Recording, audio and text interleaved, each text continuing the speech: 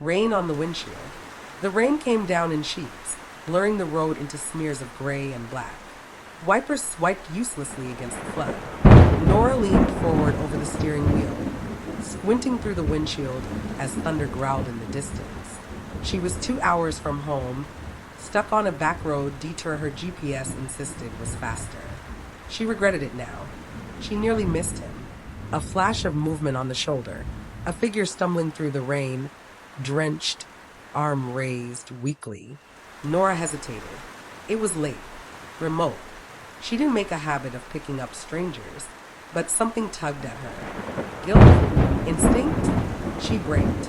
The man opened the door without waiting for her to speak and slid in, soaking the passenger seat. His hoodie clung to his thin frame. Pale skin, hair plastered to his forehead, eyes that looked too calm. "Thanks," he said, voice low and steady. "You're a good person." She glanced sideways. "You don't know me." He smiled faintly. "Sure I do, Nora." Her stomach clenched. She hadn't introduced herself. "How?" "You always drive with the heat on full, even when it's not cold," he continued, gesturing to the dashboard. "You keep a spare phone charger in the glove box, and your mother calls at exactly 9:30 p.m. every night, even though you never answer the first ring." Her foot eased off the gas. "Have we met?" she asked, voice cautious. "No, but I know you." He turned to face her. "I've been waiting for you." A chill crept up her spine despite the blasting heat. "What do you want?" "Nothing you haven't already given me." She slowed the car to a crawl, heart pounding. Lightning lit up the sky, briefly revealing a smile on his lips, one that didn't reach his eyes. "I think you should get out," she whispered.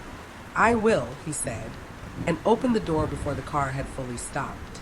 "But remember, Nora, next time you think about changing your route, don't." And with that, he vanished into the rain. She locked the doors, sped away, and didn't look back. Her phone rang at 9:30 on the dot. She didn't answer. Nora didn't sleep that night. Even after making it home, locking every door, leaving all the lights on, she couldn't shake the feeling that something had followed her. At dawn, still in yesterday's clothes, she went back out to her car. The passenger seat was still damp. She tried not to look at it as she reached for her purse. That's when she saw it. A Polaroid photo, wedged between the seat and center console. She pulled it free. It was old, weather-worn, the image slightly water-damaged, but clear enough to recognize the face. Her face. She was younger, maybe 16, standing in the driveway of her childhood home. Behind her, her father's red truck. On the back, in black ink, "You looked happy here. I hope you still are." Her heart thudded. She hadn't seen that truck in over a decade. Her father died in it. Her phone buzzed. Unknown number. One message. "You never should have picked me up." The text vanished before she could screenshot it. And the seat next to her? Now completely dry. Weeks passed, but she couldn't forget. One rainy evening, Nora saw him again. Same hoodie, same blank expression, walking along the side of the road. This time, she didn't stop. She sped past, but 5 miles later, the engine died. She slammed the wheel, tried to restart. Nothing. Then a knock on the window. He stood there, soaked again. "You weren't supposed to see me again," he said. "You were the one I left behind." A flash of memory, a storm, a hitchhiker she didn't stop for, her father's truck, a crash, a funeral, a coma, a year lost. "You turned around," he said. "I didn't." "Yes, you did. Back then."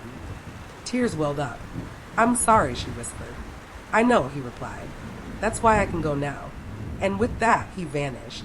The engine roared back to life. The storm cleared.